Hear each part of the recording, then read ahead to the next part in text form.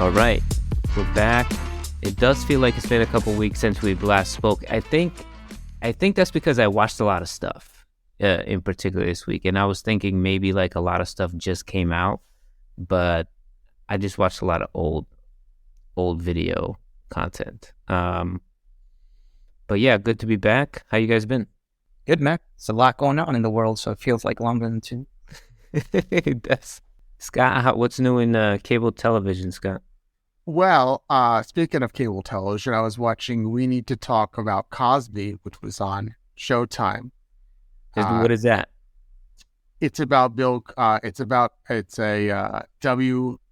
Camille Bell, his documentary he did for Showtime about Bill Cosby. Revealing it's a 4-part documentary series offering deep personal exploration of Bill Cosby's descent of America's dad to alleged sexual predator. And they interviewed various people that were actors, that were allegedly people that he had interactions with, and also people that worked with him on the show. Is he still alive, or is he still in jail?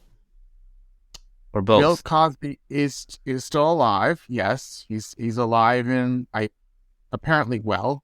And what was interesting is that they, of course, had a storyline for the documentary. He was in jail. Then as they're in a studio recording interviews, Camille Bell finds out that Bill Cosby was exonerated and he's not found innocent, but he was let out of jail. So they're like, okay, I don't know how. He's like, I don't know what we're going to do now, because the story has now changed. Because they were like, he's going to be in jail and end it. Wait, so he's out of jail, or is he in jail? He's out of jail right now, but he's still being charged. He's still being charged on various other cases. He's not innocent. I think I mentioned last week, I felt like there's documentaries just coming out about every little thing, and this kind of falls into that category a little bit, because he's so irrelevant at this point, to the point where I even forgot whether he was alive or not. But obviously his work is kind of iconic. So I guess the victims wanted to speak out. I don't know, what's the point? Like, what's the takeaway? Like 20 years later, it was not only because it wasn't a documentary usually what caused him to do what he did. It's just how he was able to get away with what he allegedly did for so long. Oh, interesting. And even when people were coming forward saying claiming what he did, NBC was still trying to create a deal to do a viable sitcom. Like, he was still able to defend himself, and everyone just thought, this is Bill Cosby. He's America's dad, and it didn't matter. They were completely ignoring what people were claiming he did. That's that's the story for every case like this. The celebrity is just bigger than life itself. All the victims get shut down and silenced until it just sort of begins to mount up, or they kind of not fall from grace, but sort of fall out of the spotlight a little bit, and people are more willing to criticize them or look more deeply into who these people really are or were. He was still going around and like acting like everything was normal when these stories started breaking for a while, right? Before like it went to trial or whatever. Right. He was still playing it off like nothing was happening. But is this the first documentary about him to come out? I don't know, but it was one. Because I don't remember any other ones before. Oh, I think if there was, it wasn't necessarily completely well known, but it was produced last year. I'm like, well, I'll want to check it out. The other one I watched was the Jared Fogle documentary, which was produced by Discovery. Is that the one we discussed last week? Yes. And that was kind of the same thing. It was the same type of storyline, that here's this guy who has a story, but then behind the scenes, he's actually something that he's not. That guy was, I mean, not to minimize Bill Cosby, but I feel like that guy he had some closet nobody knew about. That guy was in deep, wasn't he? Yes, he was asking too many of the wrong questions. Man, like his computer was just full of like really, really inappropriate pornography and Mm-hmm. um yeah, I remember when that news broke in like what mid 2000s, late early 20 no, like late 2000s, right?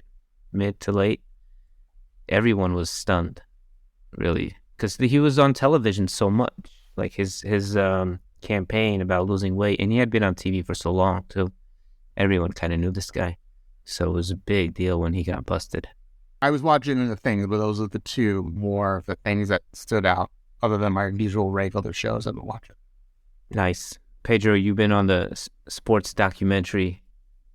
Yeah, so in honor of March Madness, the NBA season winding down, the World Baseball Classic, I've been watching some sports documentaries.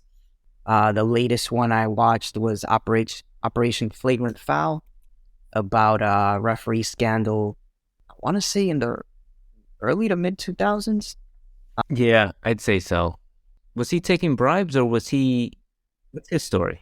He was working with he was working with a friend who the friend had a connection with like a guy that had mob ties to running a gambling ring.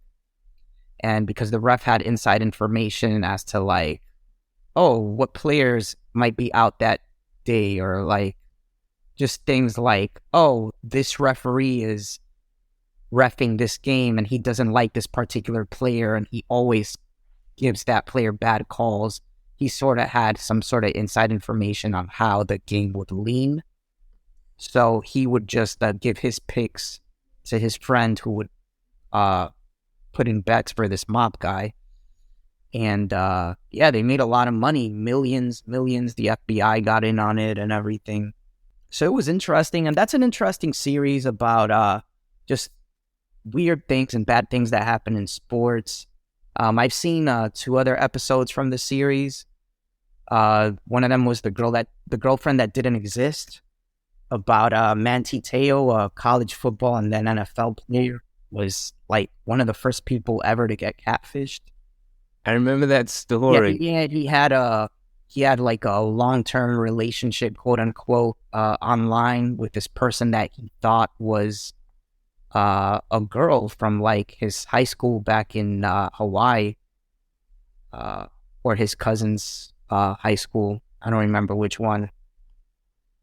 But yeah, it turned out that it was a dude like his age that was catfishing him the whole time. And like it turned into a big deal because he was playing like some important college football game and like he dedicated it to a person who was like sick in the hospital supposedly. It's just, you gotta watch it to see like how it unravels. It's a crazy story. Fun watches, just on a sports binge recently. I didn't watch a lot of documentaries recently. I did watch a lot of movies. Last night, I watched a movie on HBO Max called Ingrid Goes West. It's with Aubrey Plaza and Elizabeth Olsen. Surprisingly good. And O'Shea Jackson, who I believe is Ice Cube's son. Mm-hmm. He's in it too. But it's about like this girl in like her mid-20s, 30s who's obsessed with, she becomes obsessed with certain influencers on Instagram, and basically wants to be their best friend, idolizes their entire life. And she goes through these cycles, and now the most recent cycle is with Elizabeth Olsen's influencer character. And they kind of look at it from both sides, like, you know, how Instagram influences people, but also like how phony influencers might be. And then ultimately, obviously, it comes crashing down. But it's pretty good. It's worth a watch, I'd say. And it's nice and short. It's like an hour and a half. Did you seek that movie out, or was it something that you were just like looking for something to watch and it caught your interest? Yeah, we kind of watched it just like spur of the moment. We were just looking for something to watch, and that showed up in the movies section on HBO. So we watched it. It's by this production company, Neon, which I'm seeing a lot of now. Like, I'm wondering if they're like the new A24. Obviously very different styles in the movies that they decide to produce, but it's another one of those. Yeah, they've been popping up in a few things I've been watching. Yeah, it was good. I recommend it. It's short. It's pretty good. It's pretty funny. It's a dark comedy. It can be really dark. I'd say O'Shea Jackson kind of like unexpectedly steals the show for me. He plays like just like kind of a nerd who wants to be a screenwriter. He's like in love with Batman. He's all about Batman. He's vaping all the time. It's pretty cool. He tends to do that. He seems to get cast in roles you wouldn't expect, but like surprisingly enough, like pulls them off really well. Yeah, that's the kind of roles he should be. I think people should be taking roles that Orky roles like that. Yeah, where viewers may not expect you, just to show you got range and you can sort of. I like that. That was really good. Very light viewing. I want to skip ahead to the show's our featured content for the week. We wanted to watch Triangle of Sadness, and we wanted to watch Lucky Hank, which actually premiered last night. Or was it the night before? The night before, right? Sunday on AMC. If you want to watch the first episode, it's free on the AMC app if you missed it live. I liked it a lot. I think I've also been watching like what's his name, Bob Odenkirk, for like 10 straight years as Saul Goodman. So I wanted to see what else he can do, and I know he's like a funny, very actor as well. He has a comedic background. I liked him a lot in this. It was created by one of the producers from The Office. Bob Odenkirk basically plays the chair of an English department at a small school, small university or college, and it's pretty clear that they're underfunded, as he has a conversation with the dean about getting certain finances. And I think he's at a point in his career where he's pretty comfortable. And the show begins in a pivotal moment in his career where he has this confrontation with a student, and then you later realize that it's probably triggered by him hearing about his father's retirement, which he has like an estranged relationship with. We don't really know the depths of whatever that conflict may be, but his life kind of starts to spiral a little bit and affecting the people around him. Scott, I know you saw it. What did you think of the first episode? I love the various characters that were various professors. Mm-hmm. They all have their own weird quirks. And I'm not going to go too far into it, but I love that there was a moment where they had to make a decision on something, and the whole entire Wong was like very obsessed with the process. Yep. And they're like, God, yeah. It's like, do we really have to make this so formal? And they're like, yes, we have to make it formal. And then once they go through the whole process, the whole thing was for nothing. Right. Yeah, it's like, okay, I guess that was a waste of time. Like, everyone like has this attitude where they don't give a crap about anything until they have to give a crap about something, and like, why we have to bother with caring. A lot of people, there were a lot of people that were fairly recognizable. In the series, one person that was very quickly recognizable was Suzanne Cryer, who was actually in a series that I recognized from 2014 that was on HBO, Silicon Valley. She played one of the main investors. Yeah. She was like a very robotic role in that show, which is pretty much she was like in this show. Yeah, kind of. Yep. But she was more like trying to create a situation, unlike before she was very robotic in the other. But I think she's done quite a bit since Silicon Valley. But there was also, I think, Oscar Nunez is from, I believe, The Office, right? Yeah, really happy to see him get work in a series like this. He was good. He didn't have like a ton of heavy lifting to do acting-wise, but it's just good to see him on screen again. And Diedrich Bader, I think he's been in quite a few things, but he sort of has been missing in action. Who is that? Is that the guy that he plays racquetball with? I think so. Oh yeah, he's been in a ton. He's one of those guys like you don't know his name, but you've seen this guy everywhere. He's that guy. Oh, that guy. All right. Yeah, he's been in other stuff, and he always has that face. He doesn't really seem to age very much. Yeah, he gets work. I guess he stays busy. Did you catch where the show takes place? Like what city, town they're in? That's what I was looking for. I didn't really. They did show a license plate, but I didn't really care to go back to look at it to know where it takes place. But they did show a license plate. One of the interesting things I thought about the show is like he's at a point in his career where he can leave. So he hates this small town. He hates the fact that he teaches at this mediocre school, but something is holding him back from leaving. So he won't leave.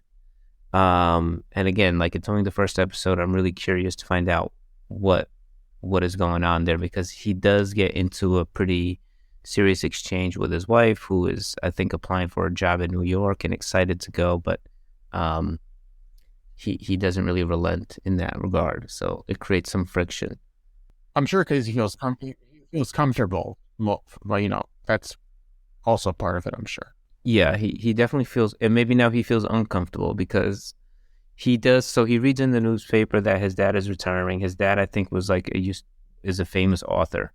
And there's a shot that is uniquely different from every other shot in the show is when he gets a call from his father's secretary. And it does like a very fast push in to a close up on him, and everything around him kind of like the sound gets muffled. It's like a very isolating kind of shot, and then someone bumps into him and it kind of like returns back to normal. I thought that was really cool, really well done. The show, it's shot really well. The location is really nice. Their home is beautiful. It's just like a nice sort of like low stakes comedy but serious at times kind of show. I think it is a bit of a slow start. I found this to be a bit of a slow start, but it does plant the seeds there. And maybe it's just one of those that may take a while to sort of really hit its stride. Is it a show, Scott, that you're going to sort of stick with, or are you just like kind of one and done? No, I'm definitely going to stick with it because I thought a lot was covered in the first episode. It just made me, all right, there was enough content that it made me feel like, all right, is there enough to go on to an episode 2? But that's up to the writers to come up with that. Yeah. Fill in an hour episode. But I do have to say, if it's a show that makes me not want to have my phone in front of me or my computer in front of me, because a lot of times I'll watch TV with my computer on my lap doing stuff. Yeah. It's probably a show I can pay attention without having to stare at the whole time. I had everything closed to the side, so it had my attention. And I think it's only 8 episodes. I think I read that somewhere. Yes. Which I like, short and sweet. I'm going to stick with it. I have to figure out what I'm going to do with this AMC Plus because I'm not going to subscribe to that. So I have to figure out a way to watch the show. Maybe I'll wait until it's done. What you got to do is wait for all the episodes to come up, and then subscribe to like YouTube. Get the free trial. Get the free trial for a month. Yeah, exactly. Do that. Yeah, subscribe for a month, and then you can get access to it. Pedro, are you going to give it a shot, or are you just not? He's been a little bit quiet. I'm going to give it a shot, yeah. Tell us why you didn't watch it. Just even though the first episode is free, I just didn't feel like signing up for another free app and then forgetting about it and then getting charged after the 7-day trial. And you got to cancel right away, right on your phone. That being said, our next featured film, Triangle of Sadness. Triangle of Sadness was really good. I think it was much better than I expected. I watched it twice because I told my wife how good it was, and she then wanted to watch it with me. That's a long one to watch twice, man. That's a big commitment, I must say. It is. I liked it. You know what? I like movies that are just like, here's a long scene in one setting, and then here's another long scene in another setting, and then I can kind of like, I don't know. I feel like it's easier to follow versus constantly like scene changes, and the pacing was pretty good. You can easily follow along. But it's basically a dark comedy about some super, super rich folks on a yacht who then get stranded on a deserted island, and it's sort of their wealth, their, this, what makes them successful becomes obsolete, and then they become powerless. So that's kind of what the film is about. But in between all that, it's very interesting. It has really interesting characters. So that's kind of why I liked it, because it's very kind of easy to understand, but you can always dig in more into the film. Any initial takes, sort of just from like immediate reactions after watching it from you guys? I thought the cinematography was really good, but I thought too much of a good thing is not, it doesn't have the longevity. Because yes, I thought that I liked that there were the long scenes, but I felt like it was kind of like a gimmick. It was the way the whole movie was, which it felt like the scene a lot of times were too long. That the story very lent to like silence. They loved the silence. Right. But I feel like the silence could have been like reduced, and then the movie maybe would have not been 2.5 hours plus. It's a slow film. It truly felt like they were dragging anchor, if we're using boat terms. Yeah, I mean, the length, I didn't mind the length of the movie, but it just continues that whole build up narrative with these types of movies, and you feel like they're like a slow sinking ship, Yeah, there was. So they break the film down into 3, I think, acts or chapters. The first it opens kind of was like a behind the scenes or a documentary about this model, sort of what do you call it, like a auditions, and that's where we introduced to our main character Carl, who is kind of like a failing model, right? It's noted that he hasn't worked in about 3 years since some perfume ad, but it kind of makes fun of it.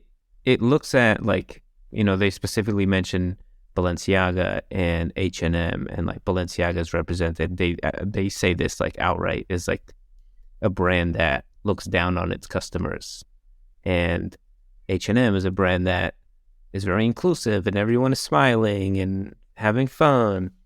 And they sort of contrast like the rich versus the poor brands. They outright just say that. So that kind of introduces the theme of the film very early, whether you realize it or not. There was if you notice that during the fashion show scene, when everyone was asked to move their seat left, like, because the 3 people sat down, they're like, oh no, we're a party of 4. So everyone needed to move one. During the pan, following the whole audience standing up and moving, if you looked closely, you would see that there was a single seat that was not taken in the middle of the boat. So it made, if you really were looking, it was unnecessary for Carl to be pushed off at the edge to move to one of the seats all the way in the back. However, it makes sense that the audience has to simply obey the usher, not even questioning it. I'd be like the words like, excuse me, my tuchus is in this seat. And then there's like that interesting conversation about who's paying the bill with Carl and his girlfriend, who's also a model, Yaya. That scene made me so uncomfortable. It was a great scene, man. Like you just felt, like, damn, that's a crazy situation to be in. Because it was so honest, and I found myself like rooting for Carl. I don't think he kind of like won the scene, meaning like his character. I don't think he got what he wanted from that conflict. But yeah, it's pretty uncomfortable. It's very slow, and it builds up. But I think it's like 2 characters, at least Carl, having a very honest conversation, and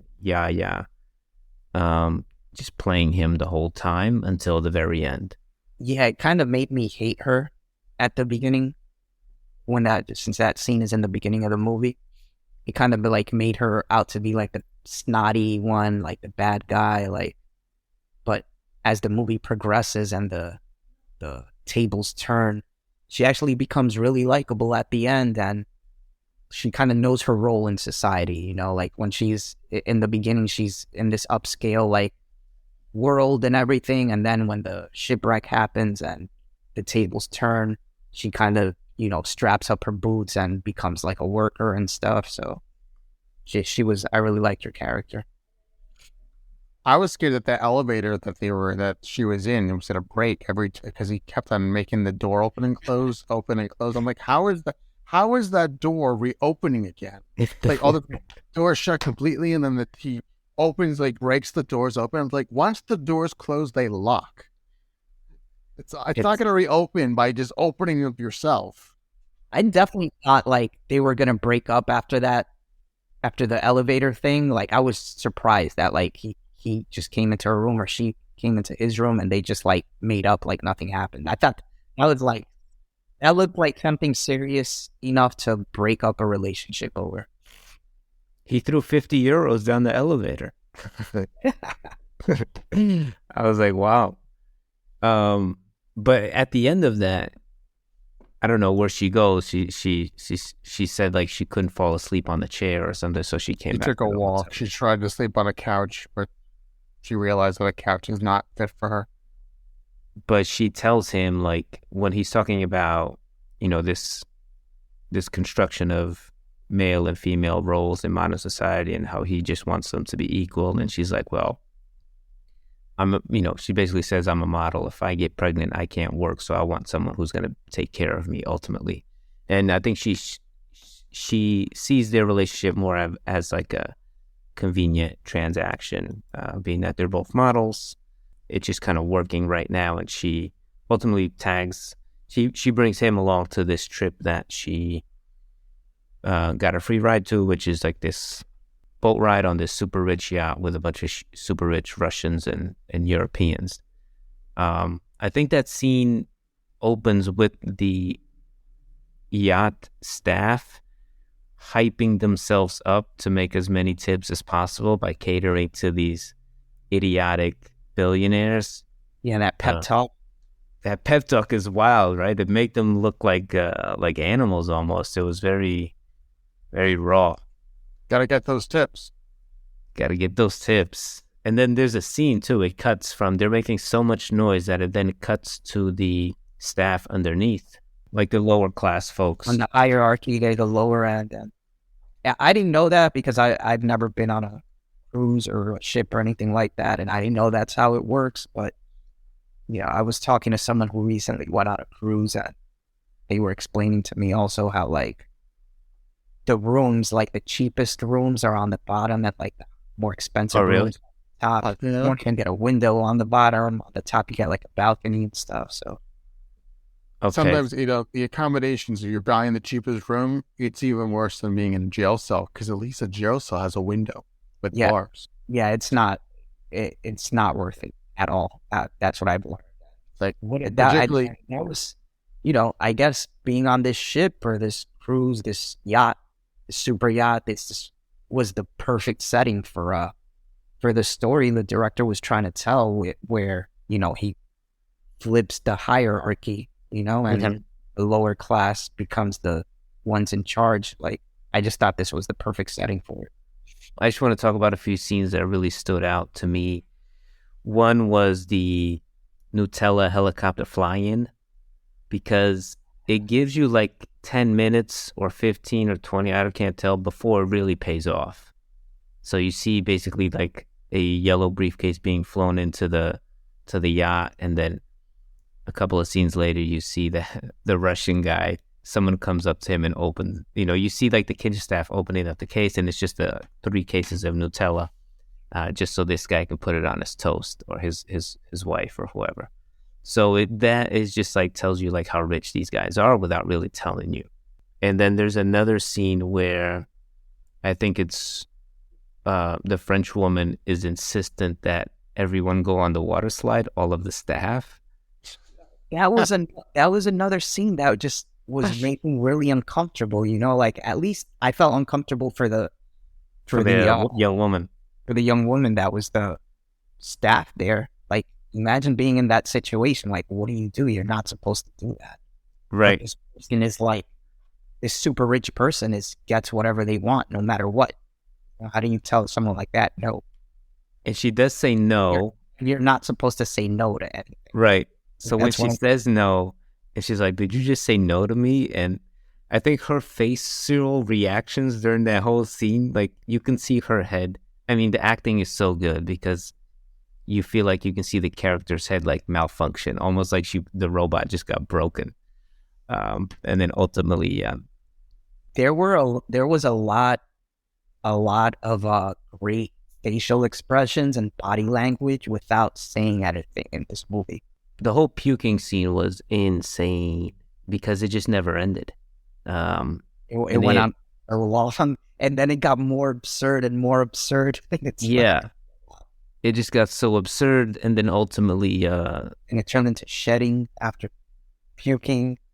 Yeah, I was trying to figure out, like, is this some sort of like visual metaphor for, a transition of when like the wealthy and the working class sort of switch roles? Like, is this puking? The ship is like going through the storm.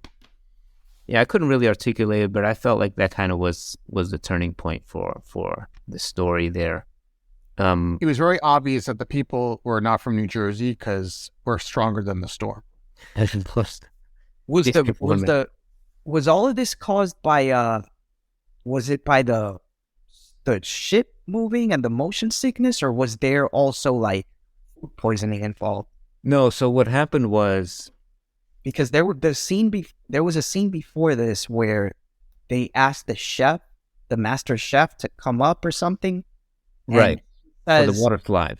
Yeah, if he leaves for 15 minutes, the food's gonna go bad or something like that. My understanding that it's actually gonna go bad, or like that it's not gonna be, perfect because he's not there.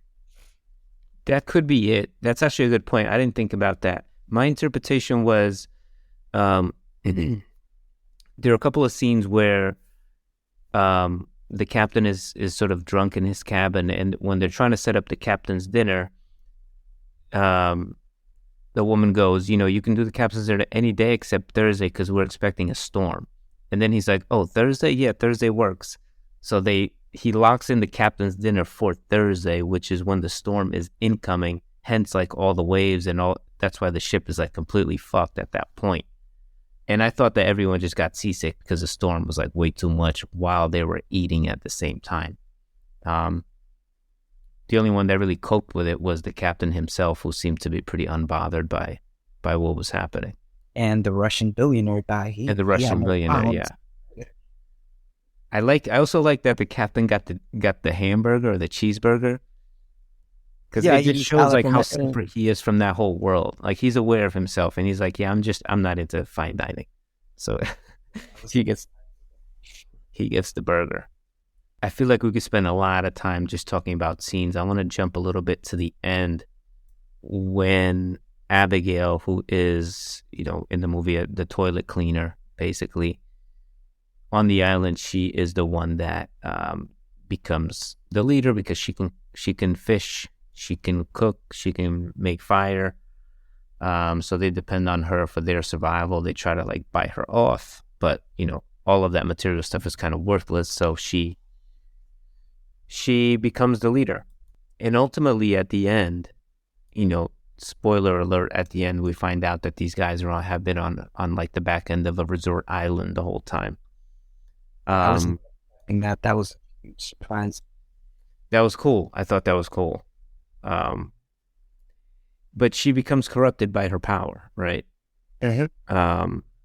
When Yaya discovers that they're on a resort and she sees the elevator with the techno music bumping, she's like, hey, we can just take this and go upstairs and be done. And she hesitates, and ultimately we don't see her killing Yaya, but it's insinuated that she's doing that. What did you guys think of that sort of heel turn where, like, you have this woman who is treated poorly on the ship, and then she kind of rises to power, so you're rooting for her, but then you realize that she is also corrupted by the power? Well, I think the heel turn sort of happened earlier than that, when she basically got Carl to be like her boy toy. Is Um, I didn't like that because, like you said, I was rooting for her when the tables turned and she became the leader and she was like providing for everyone. And then she just like starts taking advantage of this dude. And I didn't like that, but I understand that it was to show the, how power can corrupt anybody, like the most humble person. It was a little cringy. Yeah. I kind of wanted her to just be like really good and set an example and not do that, but yeah, that's how things turned out. Yeah. I thought that was good too. And there were a couple of hints that they were on a resort. Well, I think just one was basically like the donkey that they find and kill. Because I was like, there wouldn't be a donkey on an island. There would be like I could get a boar. Yeah, that's what I thought they kept hearing that first, like a big wild boar. No, it was a donkey. And I watched it and I was like, that's so strange. Why would they put a donkey here? And I kind of let it go. But then you see the woman who is the disabled woman who can't walk. She sees this like African guy like peddling wares, right? Yeah, I think that was the big reveal right there. Yeah, but I was like, is she hallucinating? Because the image showed up where he was like very blurry and in the distance, and then he came closer. No one else saw him. And no one else saw him. Yeah, exactly. But then the last scene of the whole film is Carl running towards Yaya at full speed. And I think that's because that African guy made it to the beach where those guys were. And everyone realized that they were on, a resort or somewhere else. So he went to ultimately save her. I don't know if he knew that Abigail would kill her, or I was like, yeah, this is, it delivered. I thought the movie really delivered. My expectations were kind of none, other than this is an Oscar-nominated film, so I guess it's going to be good, but I didn't know anything about the plot or anything going into it. Yeah, it was a fun ride. It lived up to expectations and went above and beyond. There was while I was researching the movie, there was some tragic news that I heard, which is the actress who plays Yaya passed away this past summer. She died. Really? Yeah, Charles B. Dean. She was 32 years old. She died from I can't pronounce this, but like bacterial sepsis. She's had like some problematic health issues before, and then it just something kind of she got sick and it just deteriorated. So this was her first major film. And she was a real model in real life, right? Like that's how she was cast and everything. I think so. I think she was. Oh, that's sad, man. Yeah. But that said, so like this director, he kind of makes these movies, and I think this is kind of his style. They're very slow. They're very human focused. Yeah, I need to watch The Square because I've seen Force Majeure and now I've seen Triangle of Sadness. So I'm really interested in The Square now after this. And I learned that Triangle of Sadness refers to like the little space between like your eyes and your forehead. It's